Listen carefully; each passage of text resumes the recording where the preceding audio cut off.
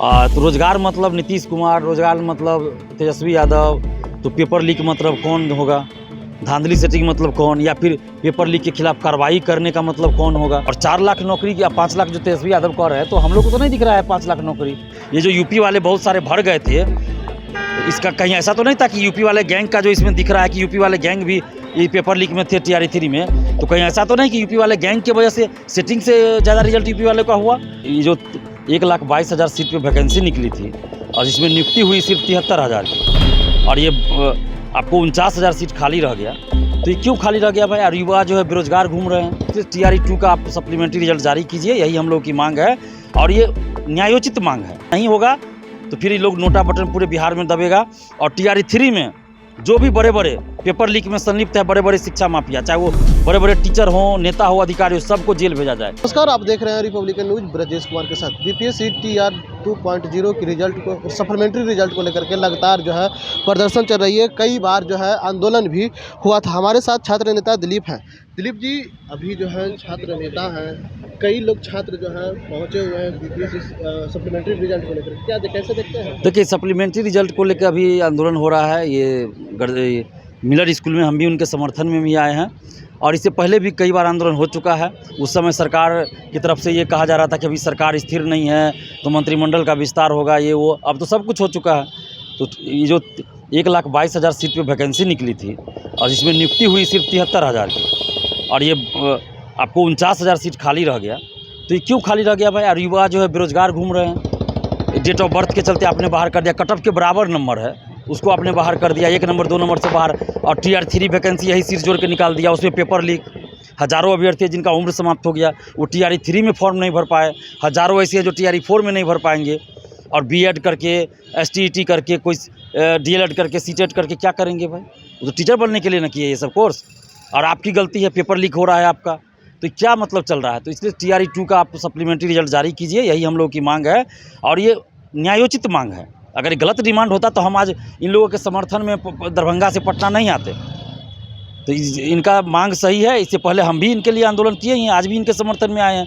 तो TRE-2.0 का supplementary result जारी होना चाहिए। नहीं होगा तो फिर ये लोग नोटा बटन पूरे बिहार में दबेगा। और TRE-3 में जो भी बड़े बड़े पेपर लीक में संलिप्त है, बड़े बड़े शिक्षा माफिया, चाहे वो बड़े बड़े टीचर हों, नेता हो, अधिकारी हो, सबको जेल भेजा जाए।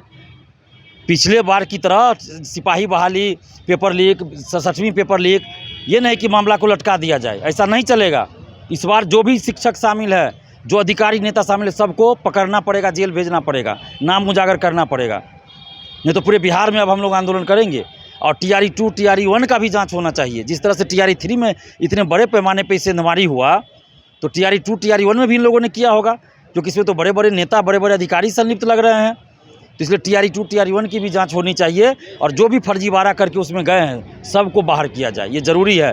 तभी बिहार के अभ्यर्थियों को न्याय मिलेगा। ये जो यूपी वाले बहुत सारे भर गए थे, तो इसका कहीं ऐसा तो नहीं था कि यूपी वाले गैंग का जो इसमें दिख रहा है कि यूपी वाले गैंग भी ये पेपर लीक में थे TRE-3 में, तो कहीं ऐसा तो नहीं कि यूपी वाले गैंग की वजह से सेटिंग से ज़्यादा रिजल्ट यूपी वाले का हुआ। तो इसलिए जाँच तो होना ही चाहिए TRE-2, TRE-1 का। कई लोग जो है यहाँ पे जो एग्जाम हो रहा था तो बस भर भर के जा रही थी। आप ही ने आरोप लगाया था प्रोजेक्टर पर ही क्वेश्चन रखवाया जा रहा है। बिल्कुल बिल्कुल, हजारीबाग में तो पकड़ा गया, सबूत है, सरकार के एजेंसी ने पकड़ा, आर्थिक अपराध इकाई ने, और वो तो पकड़ा गया। बाकी तो हर जिला में इस तरह की घटना हुई है, वो तो सामने नहीं आया है ना, लेकिन हुआ है हर जिला में। बस में ठूस के, स्कॉर्पियो में ठूस के, प्रोजेक्टर पे रटाया गया आंसर रात भर। इतने बड़े पैमाने पर जब TRE-3 में हुआ है, तो वही लोग तो TRE-2 के समय भी थे अधिकारी, एक अतुल प्रसाद चेंज किए, बाकी लोग तो वही लोग थे। तो क्यों नहीं उस पर जांच होनी चाहिए? TRE-2, TRE-1 का भी जांच होना चाहिए। क्या लगता है कि अगर सप्लीमेंट्री रिजल्ट नहीं देती है तो क्या करिएगा? अगर सप्लीमेंट्री रिजल्ट नहीं आएगा, सरकार जारी नहीं करती है, तो फिर हम लोग नोटा बटन दबाएंगे। पूरे बिहार में नोटा बटन दबेगा इस लोकसभा चुनाव में। एक तरफ नीतीश कुमार बड़ी से होर्डिंग में पोस्टर बना लगा करके रोजगार मतलब नीतीश कुमार, तेजस्वी यादव भी लगाए थे कि हमने 17 महीना में 17 लाख नौकरी, 17 महीना में 17,000 नौकरी दिया।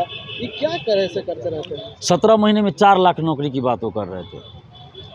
तो रोजगार मतलब नीतीश कुमार, रोजगार मतलब तेजस्वी यादव, तो पेपर लीक मतलब कौन होगा, धांधली सेटिंग मतलब कौन, या फिर पेपर लीक के खिलाफ कार्रवाई करने का मतलब कौन होगा। तो ये भी लोग को करना चाहिए ना, पेपर लीक के खिलाफ कार्रवाई भी करना चाहिए और करवाना चाहिए। विपक्ष में अगर हैं तो उनको इसके लिए सड़क पर उतर के आंदोलन करना चाहिए। क्यों नहीं करते हैं ये सब? तो इसका मतलब है कि सब दिखावा हो रहा है सिर्फ। और 4 लाख नौकरी या 5 लाख जो तेजस्वी यादव कह रहे हैं, तो हम लोग को तो नहीं दिख रहा है 5 लाख नौकरी 17 महीने में। 2 लाख की बात कह सकते कि 2 लाख नौकरी, और उसमें जो धांधली हुई तो उसकी जिम्मेवारी कौन लेगा? टीचर बहाली में TRE 2 TRE 1 में उन्हीं के समय में सिपाही भर्ती का पेपर लीक हुआ, उसकी जिम्मेवारी कौन लेगा? BSSC CGL 3 का पेपर लीक हुआ, उसकी जिम्मेवारी कौन लेगा? तो कोई भी सरकार रही हो, कोई भी गठबंधन की सरकार रही हो, ये पेपर लीक धांधली सेटिंग होता रहा ये है कौन? बड़े बड़े आर्थिक अपराध इकाई तो जांच कर रही है, जांच तो कर, आर्थिक अपराध इकाई जांच कर रही है, लेकिन अगर सरकार एक लक्ष्मण रेखा खींच दे कि इससे ऊपर आपको नहीं बढ़ना है, तो फिर तो सरकार की एजेंसी वो नहीं करेगी कुछ आगे। तो सरकार ने तो एक लगता है जैसे लक्ष्मण रेखा खींच दिया कि जब बात बड़े बड़े शिक्षक पे आए, नेता पे आए, अधिकारी पे आए, तो जांच को आगे नहीं बढ़ाना है। मुझे तो यही लग रहा है। SK सिंघल का क्या हुआ, क्यों नहीं उस पर कार्रवाई हुई, क्यों नहीं जेल भेजा गया? इससे पहले 67वीं BPSC में क्या हुआ, BPSC ऑफिस के अंदर के किसी अधिकारी या कर्मचारी पे कोई कार्रवाई क्यों नहीं हुई? अभी भी जब कहा गया कि भाई पेन ड्राइव का कोड BPSC के अधिकारी ने बताया, तो उस अधिकारी पे कार्रवाई क्यों नहीं हुई? आज तक कार्रवाई होनी चाहिए ना। तो बड़े बड़े लोग को तो बचाया जा रहा है, तो फिर अभ्यर्थियों को न्याय कैसे मिलेगा? जब तक बड़ी बड़ी मछलियों को, मगरमच्छ को नहीं पकड़ा जाएगा, मतलब जो बड़े बड़े शिक्षक, बड़े बड़े नेता, बड़े बड़े अधिकारी पेपर लीक में संलिप्त, तो उन सबको नहीं जेल भेजा जाएगा, तब तक फिर आगे भी इस तरह से चलता रहेगा, आगे भी चलता रहेगा। क्या लगता है कि BPSC में बैठे हुए हैं लोग, अभी तक वो नहीं निकले? बिल्कुल, BPSC ऑफिस के अंदर बैठे हैं वैसे कुछ लोग। तो नाम पता है? नाम तो जांच का विषय, जांच करें। पहले तो हम बताते थे संदिग्ध लोगों का नाम कि उस पर संदेह है, अमरिंदर कुमार, तो उसको बना दिया गया BSSC का मेंबर। और भी इस तरह के उनके गैंग के कौन लोग हैं, वो तो जांच होना चाहिए। CCTV कैमरा देखा जाए, फुटेज देखा जाए कि उस ऑफिस में अमरिंदर कुमार और उसके गैंग का कौन कौन आता जाता है। भाई परीक्षा से पहले का देखा जाए, 10 दिन पहले तक का, तो पता चल जाएगा कि भाई कौन कौन लोग हैं। बहुत सारे लोग हैं जो BPSC ऑफिस के बाहर के लोग हैं, ये सब मिल के गैंग चला रहे हैं। इसमें बड़े बड़े अधिकारी, नेता शामिल हैं, शिक्षक शामिल है, पटना के कोचिंग संचालक। तो जब तक उन लोगों पर कार्रवाई नहीं होगी, तब तक तो फिर आगे भी इस तरह से होते रहेगा। सिर्फ पटना के कोचिंग संचालक हैं कि कहीं और का? नहीं, बाहर के भी होंगे। हर जिला में सक्रिय है लोग। अब ये कोचिंग जो है, मैं सबकी बात नहीं कर रहा हूँ, लेकिन बहुत सारा कोचिंग खोला ही है इसीलिए कि कोचिंग के आड़ में धांधली सेटिंग कर सके, और जो पैसा लेके उसको सेटिंग कराएंगे, दिखाएंगे कि मेरे कोचिंग का रिजल्ट हुआ। तो ये बहुत सारा, मैं सभी की बात नहीं कर रहा हूँ, बहुत सारे कोचिंग ऐसे हैं, कोचिंग संचालक, शिक्षक हैं जो सही रास्ता दिखाते हैं, पढ़ाते हैं।